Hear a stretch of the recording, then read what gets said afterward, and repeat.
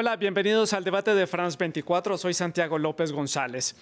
Hemos sido testigos en los últimos días de la escalada de violencia entre Azerbaiyán y Armenia en el territorio en disputa de Nagorno-Karabaj. Un conflicto que no es nuevo. En el pasado estos dos países ya se han enfrentado por este territorio y hay una tensión constante entre los gobiernos de Yerevan y Bakú. Un escenario en donde dos actores importantes en la región también están haciendo allí presente en esta escena de conflictos. Estamos hablando de Rusia y de Turquía. ¿Cuáles son sus intereses? Lo vamos a ver con nuestros invitados.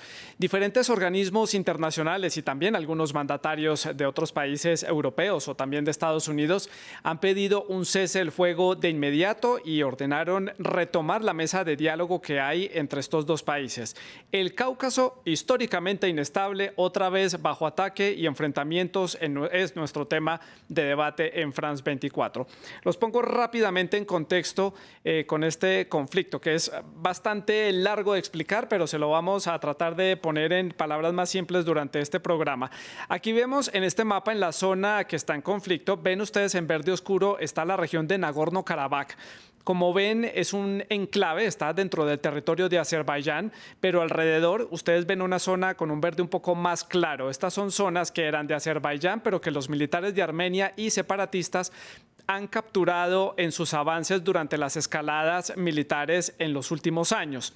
Esto ha permitido mantener la franja de Lakin, que es un corredor que le permite la comunicación y tal vez una conexión con el mundo exterior a la región de Nagorno-Karabaj a través de territorio armenio. Para volver aún más complejo este juego de fronteras, ustedes ven en el mapa otra región que se llama Najicheván. Es una región autónoma, pertenece a Azerbaiyán, pero como ustedes ven, no está conectada con el territorio de Azerbaiyán. Aclaro, el territorio de Najicheván no tiene nada que ver en esta disputa, pero les muestra, les deja en evidencia cómo están las fronteras de estos países que hacen que esto parezca una colcha de retazos, donde cada uno disputa un territorio y trata de mover sus fronteras. Y así lo han hecho estos países a lo largo del último siglo. Este mapa les deja entonces claro estas disputas territoriales, pero también hay disputas y diferencias religiosas, movimientos poblacionales, intereses políticos internacionales que hacen que esto sea un conflicto muy difícil de explicar. ¿Qué es Nagorno-Karabaj? Es un estado sin reconocimiento internacional, se autodenomina República Artsaj. Su capital es la ciudad de Stepanakert, tiene una extensión de 4.400 kilómetros cuadrados y cuenta con unos 151.000 habitantes. La mayoría son étnicamente armenios y también son seguidores del cristianismo ortodoxo armenio. Su idioma oficial, por supuesto, el armenio, uno de los idiomas más antiguos del mundo.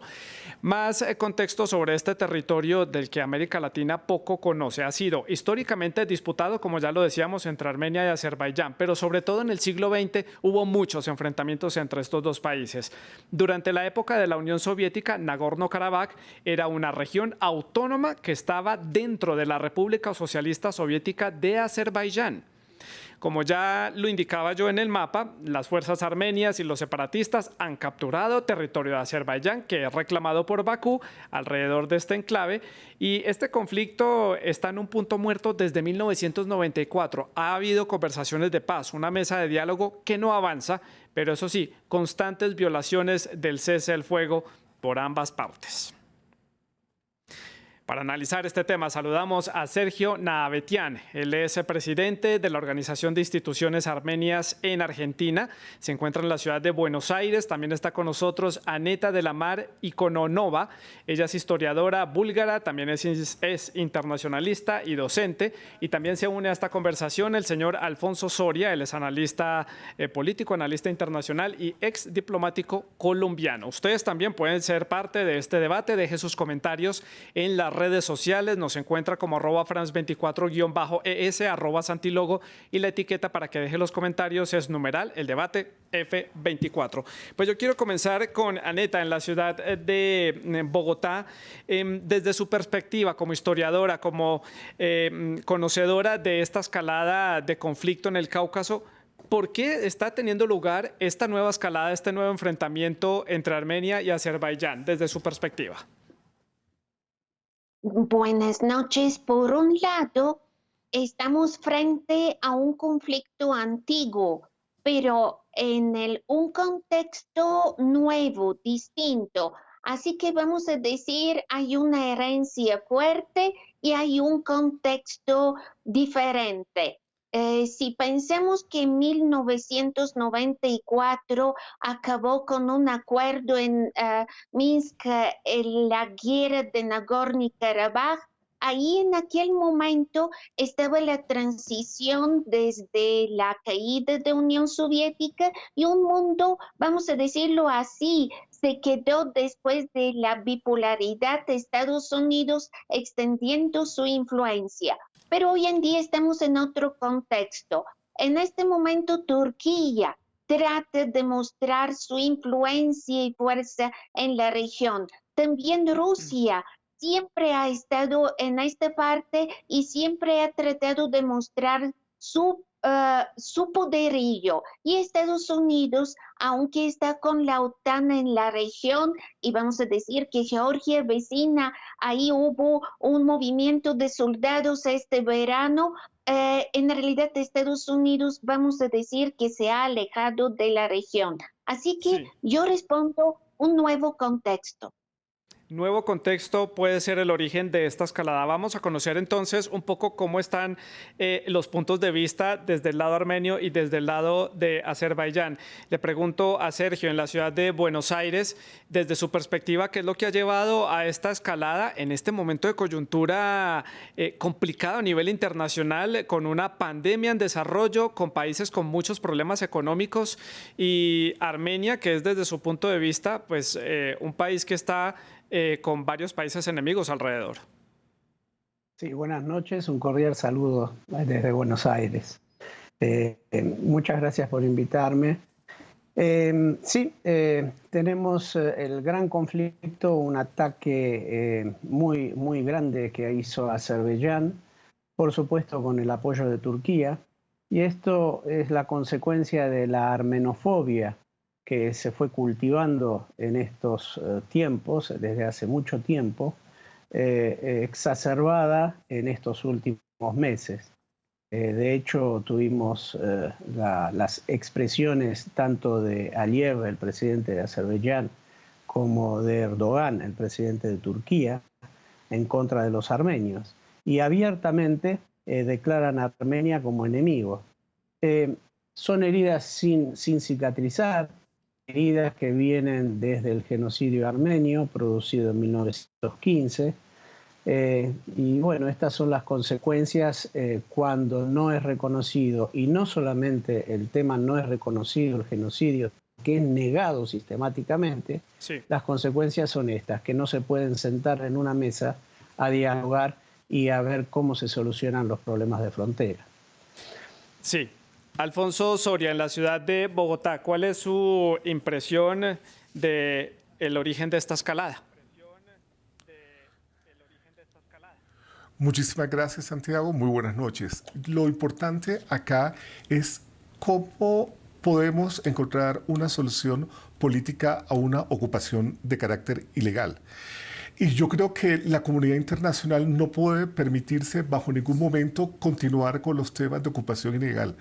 Yo no creo, oye, hay que darle un avance porque estamos en un conflicto congelado en el tiempo, y que desde 1994 los intentos del grupo de Minsk no ha logrado una solución de carácter global para todos. Creo que es importante, yo estoy de acuerdo con lo que decía Aneta, hoy en día las condiciones del 94 no son las del 2020, hoy estamos con los actores mucho más fortalecidos. No podemos hablar de la Rusia sin la adhesión de Crimea, la Rusia y Turquía que se encuentran en Libia y que están hoy en día, y la Rusia y Libia que se encontraron en Siria, y hoy en día la Rusia y Turquía que se encuentran en esta región. Yo creo hoy en día que es importante dar todos los pasos de negociación internacional para un acuerdo contra la ocupación ilegal. Creo que es importante, no es un tema de razas, es un tema de soberanía y de respeto por la región como tal. Y es un ejemplo para todos los países del mundo, porque nadie hoy en día podría continuar con una ocupación de carácter ilegal. Yo creo que los principios de derecho internacional, las decisiones del Consejo de Seguridad y todos son fundamentales, pero no solamente para Azerbaiyán y para Armenia, sino para todos los países del mundo que tenemos, porque podría ser un ejemplo, un mal ejemplo para todos los restos, los conflictos que están congelados hoy en día, Santiago. Ya hablamos de estos dos actores importantes que son Armenia y Azerbaiyán. Quiero que hablemos de otros actores, como yo lo mencionaba. Hay países que están aquí implicados en este conflicto y son Turquía y Rusia. Sigo con usted, Alfonso. Entendamos entonces cuál es el papel que tiene Turquía allí. ¿Por qué está ayudando a Azerbaiyán y por qué identifica a Armenia como un país enemigo, que es un país vecino? Yo creo aquí lo más importante es la historia de la región y yo quiero llevarlos a ustedes a 1880, todo el proyecto de panturquismo que existía por los azeríes que se encuentran en el norte de Irán. Es una zona de influencia de la región de toda la época de la invasión mongola y es una cohabitación. Aquí lo importante es no solamente hablar, yo creo que estas civilizaciones han compartido siempre a través de toda la historia, han estado, y creo que uno no puede olvidar hoy en día y decir que solamente es un tema de poder de uno y lo otro. Creo que hay lugar para la coexistencia y es la importancia de poderlo hacer. Y los turcos hoy en día es una zona de influencia de ellos natural. Y no solamente estamos hablando del tema de Azerbaiyán, podemos hablar del norte de Irán, Turkmenistán, Uzbekistán, todos los temas. Y del otro lado es históricamente la presencia de los turcos y también está todas las herencias de una mala asimilación durante la época de la URSS. Sí. Entonces, yo creo hoy en día que Erdogan también tiene una gran importancia porque está jugando a un rol regional donde él poco a poco funciona. Quiero solamente para completar que no solamente es un tema de Azerbaiyán. Hace 2 semanas estamos hablando de la presencia en el Mediterráneo y una diferencia con Grecia en el Mediterráneo. Hace 2 meses estamos hablando de la presencia de los turcos en Trípoli, en temas apoyando al GAN en Libia. Entonces vemos que hay nuevos actores que se fortalecen con este tipo de situaciones. Y ese es un tema de la geopolítica turca hoy en día, es una realidad. Sí, es un capítulo de la geopolítica actual, sobre todo en esa política exterior turca, pero esto tiene un trasfondo histórico. Sergio tal vez nos puede poner un poco más en contexto de por qué Turquía está allí en este escenario y qué tiene que ver Rusia, independiente de que estos territorios pertenecieron a la Unión Soviética, pero hoy en día, ¿qué interés puede tener Rusia en esta región? Sí, Santiago, pero antes quiero aclarar algunos conceptos que me parecen muy peligrosos. Primero, no hay ocupación ilegal. Si lo vemos desde el punto de vista de ocupación ilegal, Armenia estaría haciendo algo que no corresponde, y no es Armenia. Acá intervino la autodeterminación de los pueblos, que obviamente la autodeterminación de los pueblos está mucho antes de la integración territorial. Y si vamos a la historia, el único documento oficial que hay en donde Azerbaiyán le cede los territorios de Nagorno-Karabaj firmados entre Azerbaiyán y Armenia en 1921. El 4 de julio de 1921 exactamente, un día después, Stalin interviene y cambia ese documento, dice que no tiene valor y cambia sus fronteras. Por eso quedó ese mosaico que bien mostraste. Entonces hay dos conceptos que no podemos aceptar. Uno es separatista, no hay separación, porque cuando cae la Unión Soviética, la autodeterminación de los pueblos, se hace el referéndum con más del 88% de la población que vive en esa zona y gana declararse la independencia con el 99.89%. Sí. Entonces, dicho esto, obviamente Armenia siempre tuvo relaciones muy cercanas con Rusia desde la época del Imperio Ruso. De hecho, el documento que tenemos, que tiene mucho tiempo, es un documento firmado por Caterina II, en donde le da al reinado de Armenia la parte de Najicheván, que hoy es Azerbaiyán. Obviamente no es una parte en conflicto y no es un territorio en donde Armenia lo está reclamando, porque no han quedado habitantes armenios. Han sido desalojados de esos territorios. Sí. Pero en Nagorno-Karabaj, sí, el 98% de la población es armenia. Entonces, no hay ni separación, ni somos separatistas, ni hay una ocupación ilegal. Simplemente está el grupo de Minsk, que pertenece a la OCE, que está, obviamente, no se pudo solucionar porque Azerbaiyán se niega sistemáticamente, y creo que en una época de pandemia como esta, lanzar un ataque y empezar una guerra, porque hoy hay guerra, hoy se derribaron drones cerca de la capital de Armenia, en Yerevan, que no tiene absolutamente nada que ver con los territorios que están en disputa. Entonces, la relación con Rusia es de mucho tiempo. Hay una relación, tanto sea geográfica como, tanto sea geográfica como religiosa. Aneta, la he dejado de última en esta ronda de preguntas porque quiero conocer su análisis de estos dos países, los intereses políticos que pueden tener allí. Ya vemos el contexto histórico, son países que han tenido relación a lo largo de los siglos, pero en este momento, en la coyuntura que hay, ¿qué interés puede tener el Kremlin? ¿Qué interés puede tener Ankara en esto? Y sobre todo, ¿qué interés puede tener el gobierno de Azerbaiyán? Y pregunto por Azerbaiyán porque es el que ha dado este primer paso en esta escalada, en esta última escalada. ¿Cómo está entonces el contexto de estos tres actores? Las preguntas me llevan a decir tres cosas. La primera es la política de Unión Soviética en aquellos años, confundiendo dar un derecho de autodeterminación y después quitar los derechos. No es solo Armenia y Azerbaiyán que han sufrido de esta política tan confusa que han construido en aquellos años. Saltando en los años, voy a decir que hoy día voy a ir a Turquía. Hay algo que, bueno, como yo soy de aquella región donde el Imperio Otomano se había expandido, nos ha dejado una palabra como herencia. La palabra es komşu.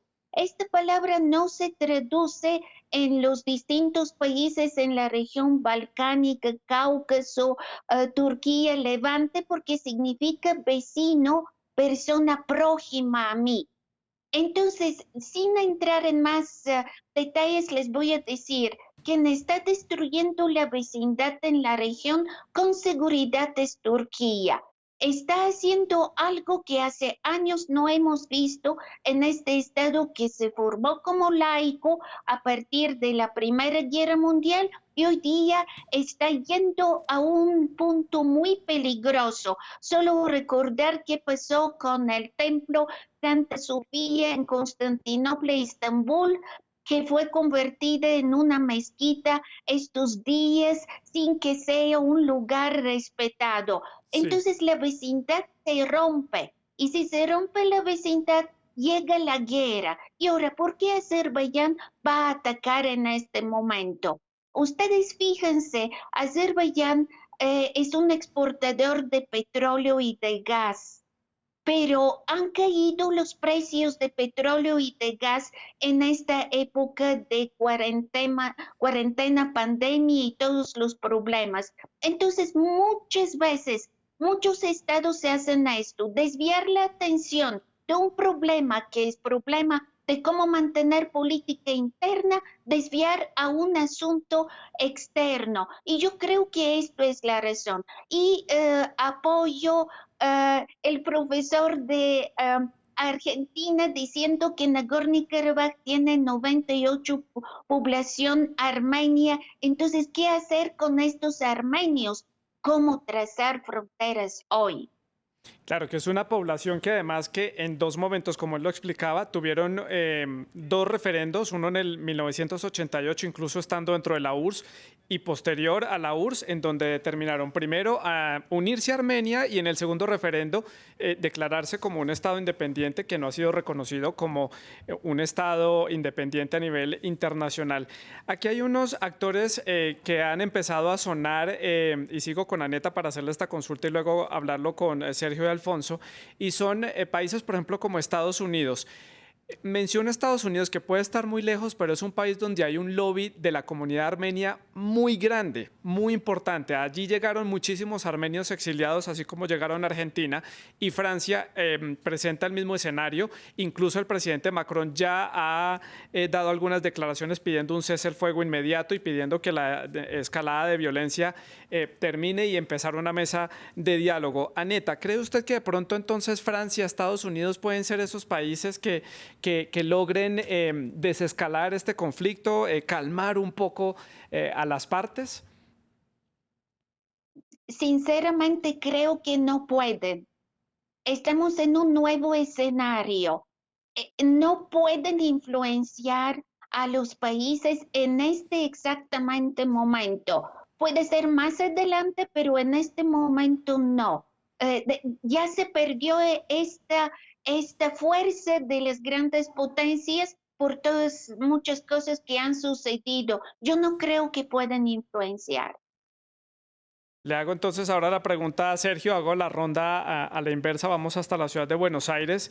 Sergio, ¿cuál cree usted entonces que va a ser el as bajo la manga que tenga Armenia para sortear esta situación? ¿Más diplomacia, fomentar la mesa de diálogo, aliarse con otros países, seguir combatiendo? ¿Qué cree usted que va a decidir el gobierno en Yereván? Por supuesto que el ataque sufrido por Armenia, por Azerbaiyán, apoyado por Turquía y con mercenarios, que esto también hay que decirlo, mercenarios contratados de Siria, es muy fuerte. Estamos hablando de Azerbaiyán con 10 millones de habitantes y Armenia que tiene apenas 3 millones de habitantes. Bueno, el pueblo armenio es pacífico, pero cuando tiene que defender sus territorios da la vida por eso. La historia lo dice así, estos 4.000 años de historia lo avalan. Y creo que lamentablemente se van a perder muchísimas vidas y esperemos y confiamos en el concierto de países internacionales que intervengan y que no se produzca un nuevo genocidio. Porque hoy, esto hay que decirlo con todas las letras y prestar especial atención, hoy se puede cometer un nuevo genocidio con toda la población que está en Nagorno-Karabaj, o Artsaj como se llamaba históricamente. Alfonso, desde su perspectiva, Azerbaiyán es un país que resulta llamativo por la riqueza económica que tiene, por, como lo decía Neta, por su producción de petróleo y su producción de gas. Tiene un aliado militar, Turquía. Israel le está vendiendo también armas. Precisamente hoy el gobierno de Armenia retiró a su cuerpo diplomático en Israel por esta venta de armas en pleno conflicto al ejército de Azerbaiyán. Es un país criticado por sus derechos democráticos, una dinastía que lleva gobernando desde 1994. ¿Cuál puede ser el siguiente paso de Azerbaiyán teniendo todos estos recursos? Yo creo que lo importante aquí es lograr una solución diplomática. Considero que todo esto que están los elementos dados para una posibilidad de empezar una nueva etapa y ver cómo podríamos hacerlo. Yo creo que el tema hoy en día para la comunidad internacional, el hecho de que ciertos grupos se declaren la autodeterminación de los pueblos, no conlleva a que no se respete los temas de civilización y los principios de convivencia. O sea, pueden convivir, pueden generar estrategias de paz, y creo que ese es el trabajo de la diplomacia como tal. Yo creo hoy en día que hay un factor desestabilizador en la región, es decir, que que no se puede continuar con estos tipos de conflictos. ¿Por qué? Porque como muy bien conocemos, en el Cáucaso no solamente hay que hablar del tema de Abjasia, Osetia del Sur, Dagestán, todos conviven, y la importancia de vivir. Aquí no hay que traer otros elementos y factores de desestabilización como los temas religiosos, porque si bien es cierto, el Islam, a pesar de ser un Islam chiita, es un Islam moderno, contemporáneo. Y no hay que olvidarnos que existen 18 millones de azeríes en el norte de Irán. En todo caso, esto podría ser un tema mucho más complejo. Yo creo que hoy en día lo que se busca es un consenso, una negociación, es sentarse y encontrar soluciones políticas con el tema de la ocupación como tal. Y creo que ese es el trabajo de la diplomacia.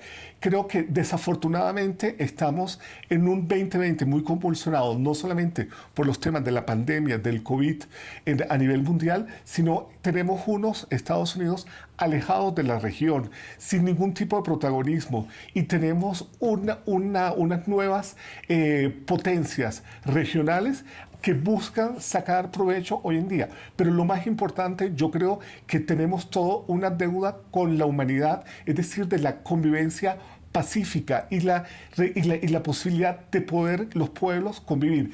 No sé si ustedes han tenido la oportunidad, pero cuando uno está, por ejemplo, en bakúes, uzbecos, tayikos, todo el tema, y no hay ningún tipo, la convivencia es una convivencia como tal. Y yo creo que en eso es lo que está encaminado, debe estar encaminado la solución pacífica a esta circunstancia, a este impasse. Y no quiero terminar, es decir, siempre ha habido agresiones, 2008, 2010, 2012, 2014, 2016, y era normal ver esto así por todo tipo de agresiones contra el pueblo azerí. Contra el pueblo azerí, pero así como usted dice que hay una convivencia pacífica entre uzbecos, tayikos, kirguises en territorio de Azerbaiyán, hay que recordar que los armenios, por seguridad, no entran al territorio de este país, y viceversa, precisamente por estos hechos que se han presentado a lo largo de los siglos. Deportistas, artistas no van a territorio azerí por tener pasaporte armenio, precisamente previendo que les puede suceder algo. Hace parte de esta armenofobia que ha ido construyendo el gobierno de Azerbaiyán sobre este conflicto. Aneta, ¿cómo entender este sentimiento que se ha construido en Azerbaiyán en contra de los armenios? Los mismos gobernantes hablan de ello, lo difunden en los medios de comunicación, y ha llegado a trascender incluso a escenarios deportivos, escenarios artísticos, que los cito acá, deportistas que no pueden ir a competir, que son de origen armenio, y no pueden ir a competir a Azerbaiyán por miedo a que los maten. Yo vuelvo a decir que es muy importante la vecindad, y esto es la base que hace siglos atrás está.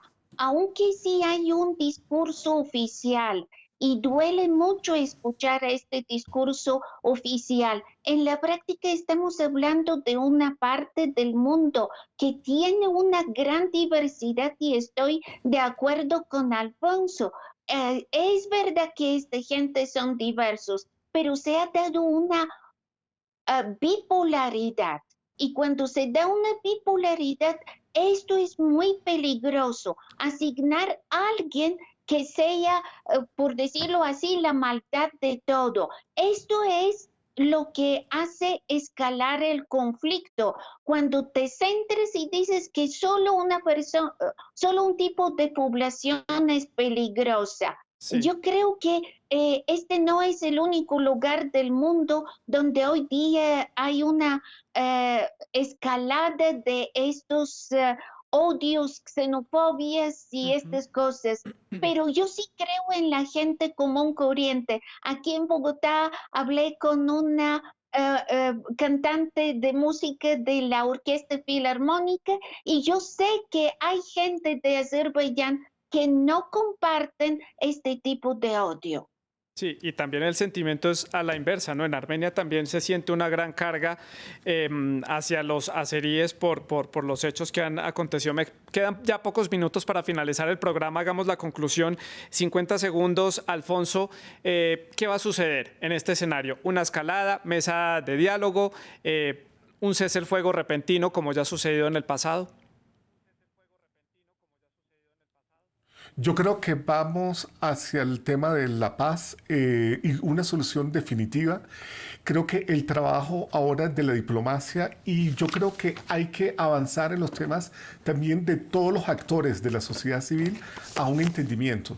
Entonces creo que totalmente me identifico con Aneta, es decir, que el hecho de exacerbar, de pronto en Azerbaiyán no tienen el lobbying que se tiene de la otra parte, pero igualmente hay un interés de la sociedad civil de vivir en paz y de vivir en la región y no exacerbar todo el tema de los odios regionales, porque no hay que, este es solamente la punta del iceberg y si hiciéramos un análisis a profundidad sería el comienzo, un desastre a nivel regional. Entonces yo creo Sí, que hay que dar paso a la diplomacia, a volver a reactivar a Minsk y todo.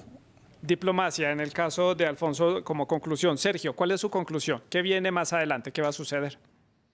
Bueno, el pueblo armenio, por supuesto, jamás es agresivo, vivió dentro del Imperio Otomano en total paz hasta que empezaron a ocurrir las masacres y hasta que vinieron los jóvenes turcos con el nacionalismo turco.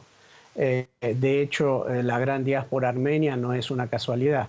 El pueblo armenio quiere la paz, necesita la paz, en ningún momento es un pueblo agresor, con 3 millones de habitantes y un territorio tan pequeño como el que nos quedó. Es muy ilógico que sea un pueblo agresor. Sí. Y hablando de lobby, el lobby de Azerbaiyán es terriblemente fuerte y utiliza muchísimo dinero en ese lobby que Armenia no tiene. Obviamente, cuando los gobiernos de Azerbaiyán y de Turquía, porque Aneta hizo una excelente exposición, concuerdo totalmente, cuando hay problemas internos están buscando este tipo de agresiones como para poder perpetuarse en el poder. Sí. De hecho, el día 12 de Sergio. julio, Azerbaiyán ataca la frontera de Armenia, que no tenía nada que ver con los territorios de Nagorno-Karabaj. Aneta, su conclusión, 20 segundos. Yo diría que en la diplomacia deben incluir nuevos países de la región, países que conocen esta situación y antes los tomaban como pequeños países, pero ahí es importante que se escuche la voz de los que conocemos la región y creo que algo puede dar luz. Irán, que es uno de los países vecinos, tanto Armenia como Azerbaiyán, ya se ofreció como uno de los mediadores en este conflicto. A mis 3 invitados, muchas gracias por habernos explicado y dejado aquí sobre la mesa sus puntos de vista sobre este conflicto. Ustedes también, gracias por sus comentarios y sus preguntas a través de las redes sociales. Siga con France 24.